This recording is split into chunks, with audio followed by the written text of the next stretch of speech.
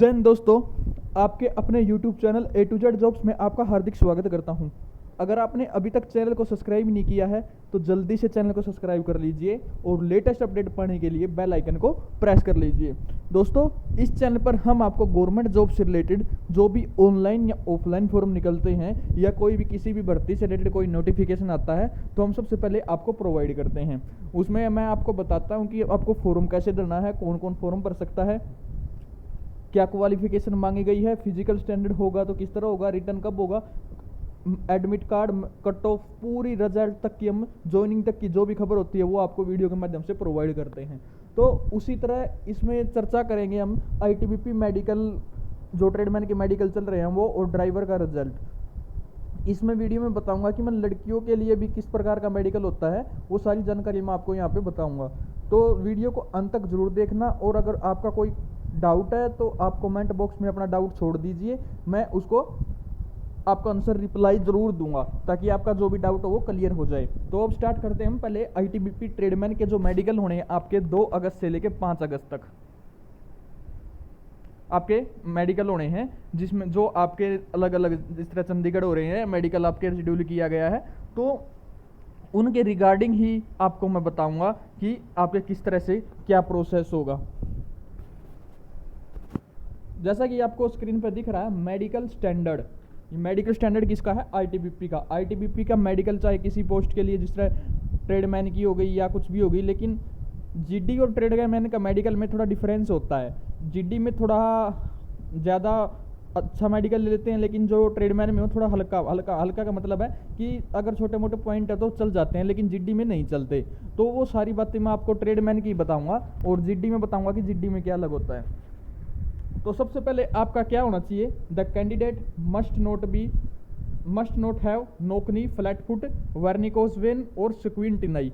मतलब जो कैंडिडेट है जिसका मेडिकल होना है उसका एक तो घुटने नहीं होने बिड़ने चाहिए, एक फ्लैट फुट नहीं होना चाहिए, एक वेरिकोस वेन होती है जो नस होती है वो नस नहीं होनी, उठनी होनी चाहिए, और स्क्विंटिनाई मतलब आंखों में टेढ़ापन या बेंगापन नहीं होना चाहिए। ये हैं लड़कों के। अगर लड़की के बात बताऊं, मगर लड़की के पॉइंट, तो लड़कियों के इसमें एक तो फ्लैट फुट, वेरिकोज वेन और जो आंखों का टेढ़ापन। और अगर उनका नोक नहीं है, मतलब जो घुटने हैं वो मिलते हैं तो चल जाएगा, लेकिन जो बाकी के 3 पॉइंट हैं वो 3 पॉइंट नहीं होने चाहिए। अगर ये 3 पॉइंट है तो फिर आप रिजेक्ट हो जाओगे। लड़कों के लिए 4 पॉइंट है।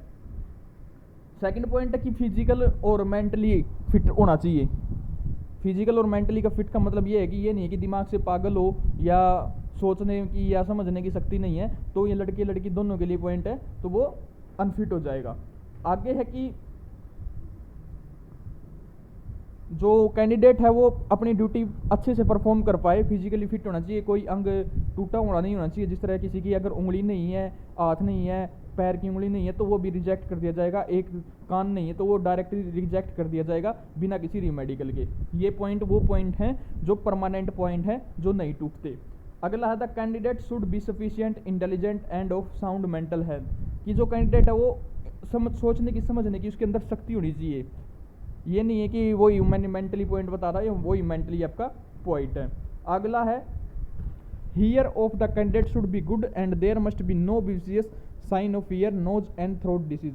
मतलब जो कैंडिडेट है उसके जो सुनने की शक्ति है वो अच्छी होनी चाहिए, उसकी सूंघने की शक्ति ठीक होनी चाहिए, और जो गले की बीमारी है वो गले की बीमारी नहीं होनी चाहिए। ये लड़के और लड़की दोनों के लिए ये पॉइंट है। अगला है कि his her vision with either eye should be up to required standard. मतलब जो कैंडिडेट है उसकी आंखें अच्छी होनी चाहिए, स्वस्थ होनी चाहिए, टेढ़ापन नहीं होना चाहिए, बेंगापन नहीं होना चाहिए, और स्पेक्स नहीं होने चाहिए। लेकिन ट्रेडमैन का मैं बताऊंगा कि स्पेक्स में चश्मे वाले जा सकते हैं या नहीं जा सकते, क्योंकि इनके अलग अलग मेडिकल स्टैंडर्ड हैं। आगे है कि कहीं भी आपकी बॉडी पर, शरीर पर स्वेलिंग होता है, मतलब सूजन नहीं होना चाहिए। लड़के लड़की दोनों के लिए पॉइंट है, कोई सूजन आपकी नहीं होनी चाहिए। और जो आपकी चेस्ट है वेल मेंटेन होनी चाहिए लड़कों के लिए, लड़कियों का इसमें कोई चक्कर नहीं है। और जो दिल की शक्ति है, मतलब सॉरी, जो धड़कन है, धड़कन नॉर्मल होनी चाहिए आपकी। ये नहीं कि ब्लड प्रेशर ज़्यादा हो गया। तो ब्लड प्रेशर का वैसे ज़्यादा पॉइंट बनता है बच्चों का है, क्योंकि नर्वस हो जाते हैं, वो मेडिकल देने जाते हैं तो नर्वस हो जाते हैं। फर्स्ट टाइम जिसका होता है, जो पहले दे चुका तो उनको प्रॉब्लम नहीं होती, लेकिन फर्स्ट टाइम वाले को हो जाता है कि मेडिकल कैसे होगा, क्या होगा, कहीं ये पॉइंट बन जाए। तो वो उनको मैं बताना चाहूँगा, आपका जब तक मेडिकल का नंबर नहीं आ जाता, आप वहाँ क्यू लाइन में बैठे हो, तो आप तब तक योगा वगैरह एक्सरसाइज करते रहे, ताकि जो आपका पॉइंट है, वो हार्ट बीट है, वो नॉर्मल आ जाए। आपकी किसी भी हड्डी में फ्रैक्चर नहीं होना चाहिए। आपकी कोई भी हड्डी टूटी नहीं होनी चाहिए और ना ही फ्रैक्चर होना चाहिए। आपके पास सभी जितने भी आपके जॉइंट हैं, जॉइंट मतलब जो जोड़ होते हैं, जिस तरह घुटनों का है, कोहनी का है, ये जॉइंट आपके अच्छे होने चाहिए, आपकी पूरी बॉडी मूवमेंट कर पाए, आपके जॉइंट मूवमेंट कर पाए।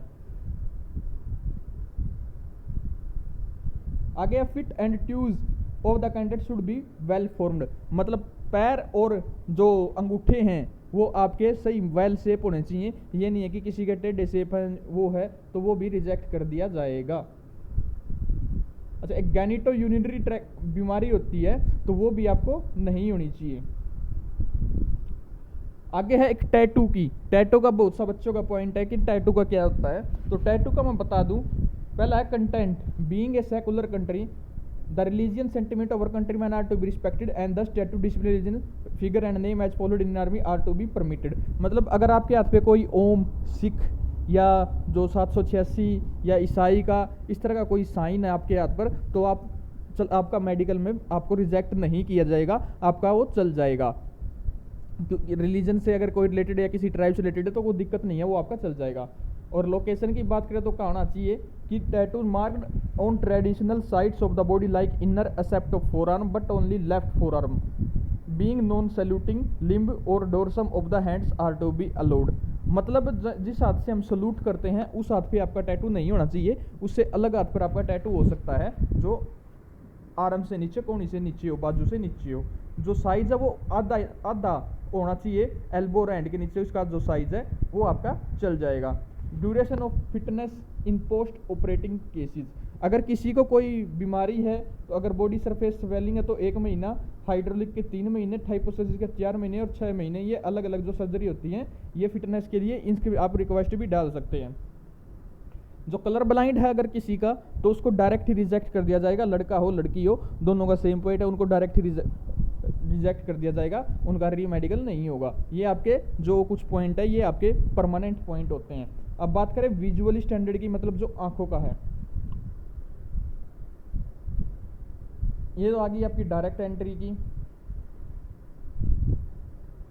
गैजेटेड ऑफिसर कुक, ये है आपकी ट्रेडमैन की। Cook, washerman, barber, tailor, cobbler, carpenter, gardener, electrician, motor mechanic सारी आ गई इसमें।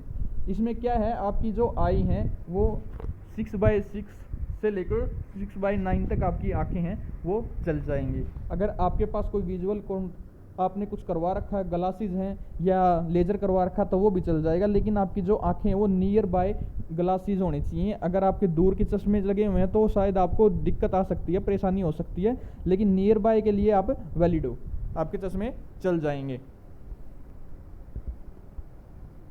साथ में इन्होंने एक चीज बताया है, in right handed person the right eye is better eye and vice versa, binocular vision is required, minimum colour perception required to recognise red and green colour. मतलब कि जो कैंडिडेट है इस तरह का रेड और ग्रीन कलर पहचानने की उनके अंदर शक्ति होनी चाहिए।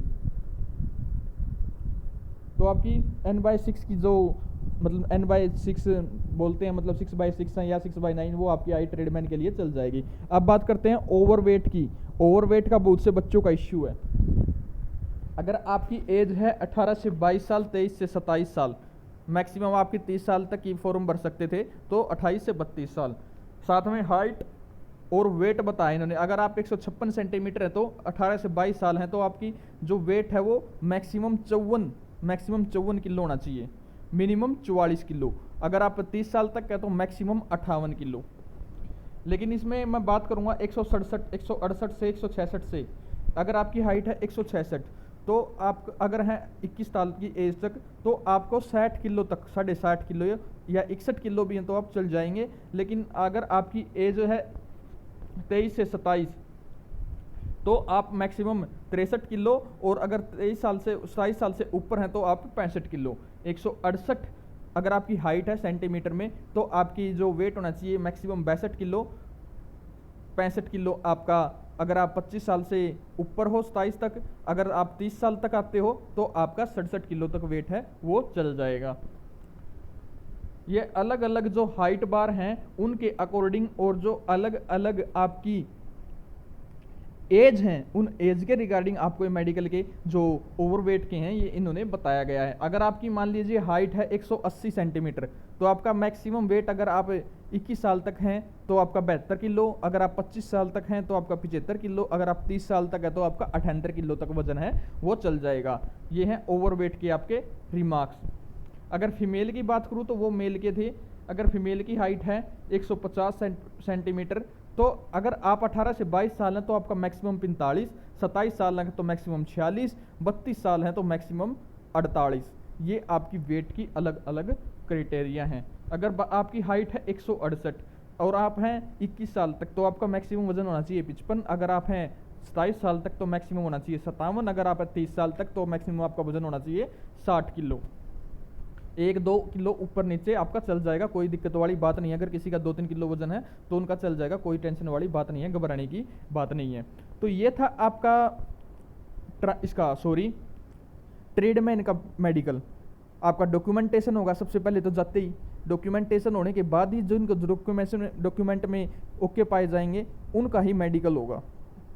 अगर आप डॉक्यूमेंट में फेल हो जाते तो आपको उसी टाइम वहाँ से वापस भेज दिया जाएगा, आगे की प्रक्रिया में आपको भाग लेने नहीं दिया जाएगा। एक आपका एक्सरे होगा, यूरिन टेस्ट भी होगा, ब्लड प्रेशर चेक होगा, और आपकी ब्लड भी चेक होगा, ताकि और कोई बीमारी तो आपके शरीर में नहीं है, तो मतलब सब पूरी बॉडी का आपका टेस्ट होगा। एक पॉइंट है टीथ का, तो टीथ के 3 पॉइंट है वो चल जाते हैं, कोई दिक्कत वाली बात नहीं है, वो भी आपका चल जाता है।